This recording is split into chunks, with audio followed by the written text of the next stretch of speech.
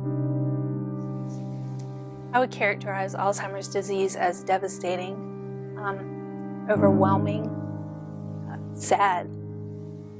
It steals our loved ones from us. It steals memories. That it affects the brain, but it affects the heart, it affects the soul. Heartbreaking, tragic, devastating.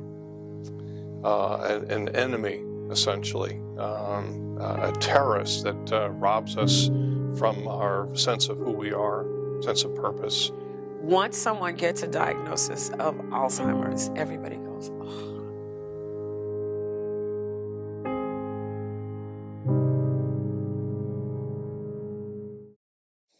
The toll on the family that the Alzheimer's disease did to our family was we had to change our working schedule. We were missing our mother. We didn't have the strong individual woman that we were used to having where we could confide in. We didn't have her arms to wrap us in to let us know everything was going to be okay. An interesting journey that you slowly feel everything being taken away from you, and it goes step by step, and you fight it every step along the way, but you know you're eventually going to lose. From the point when my father was diagnosed with the disease, there was fear in his eyes a little bit. He didn't really talk a lot about it. But as the months and years progressed, we just saw it, the essential being, who he was, just slip away. The saddest part is not having his advice as a father and just being on my own. My grandmother suffered from the disease for over 18 years before it finally completely took her. It took her long before she passed away. So both of us at that one moment, we felt lost for each other. How does she reach out and say help? And how do I reach in and say, I'm here to help you? You know what I mean? It's like looking at a stranger, someone that you've known your whole life, and they just don't have that light in them anymore. They don't have that personality that they once did. So I think it's more of a roller coaster, that roller coaster up and down. And, you might have one good day and you're really happy with that good day. And, the next day, mom is like, who are you? And emotionally that is just so, earth-shattering. It's heartbreaking. The first thing I'd say is reach out. You can't do it alone. You just can't. You'll drive yourself crazy. Reach out. Having a sense of community in dealing with any type of illness or disease is extremely important. The individual who is early diagnosed is going to feel separated from others as if they're the only ones that has this problem. Family members who are caregivers may feel as if they're the only ones that are dealing with this. But in community, you have a sense of purpose. And the purpose is essentially to increase the quality of life and socialization of that individual, as well as to give them hope. I think the way the Alzheimer's Association has changed the way that we relate to this illness is it's really given us the tools and the resources that we know that there's somebody there that we can reach out to for support.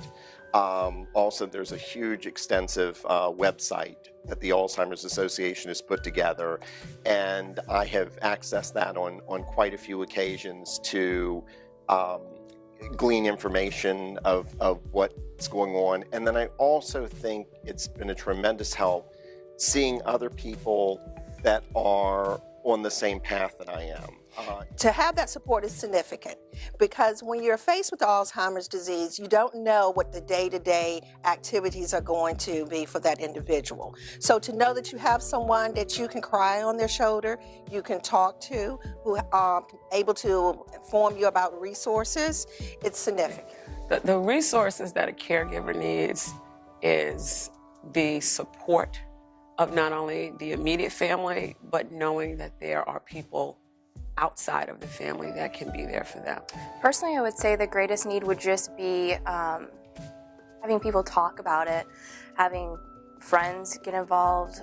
My friends who aren't personally touched by Alzheimer's, their caring for me and getting involved in the things that matter to me, that's really where I need their support, is to come out to the walks with me, to participate in the events that I'm part of, and to just show up for me. And in turn, they become touched by the people they meet and the stories they hear, and then they want to volunteer on their own. The Alzheimer's Association provides an outlet. Like I said, for those of us who feel hopeless, we're given something we can do and we can help, for future generations, so they don't have to fight this as well.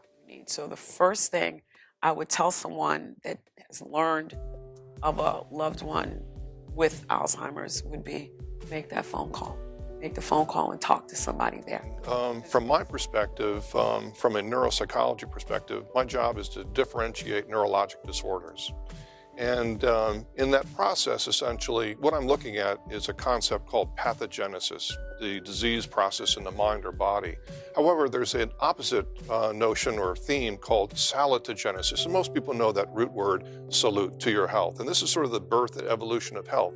And if you unpack that term, salutogenesis, even more, it's a sense of coherence.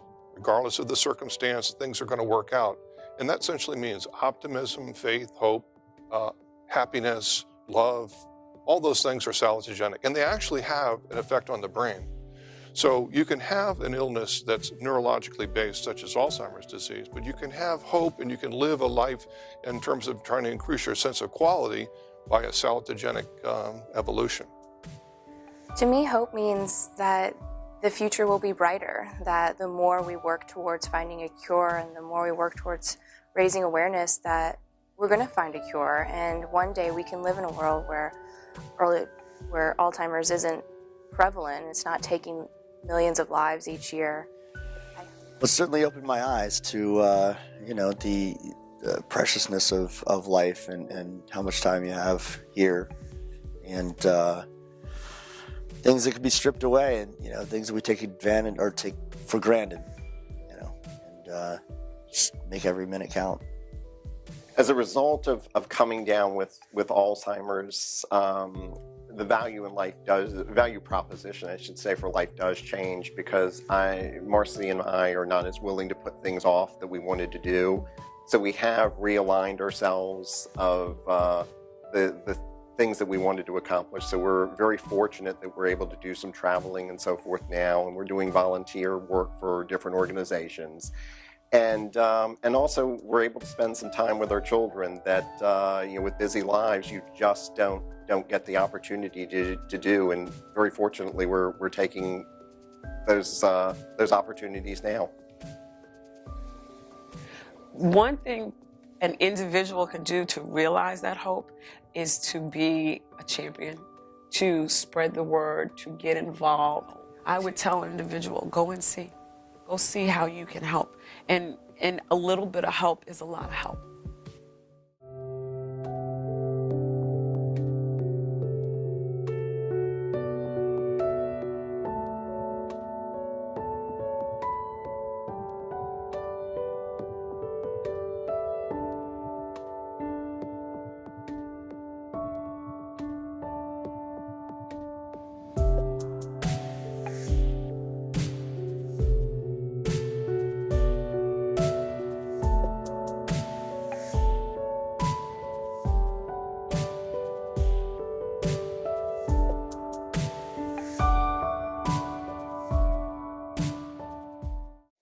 The end of Alzheimer's starts with me. It starts with all of us.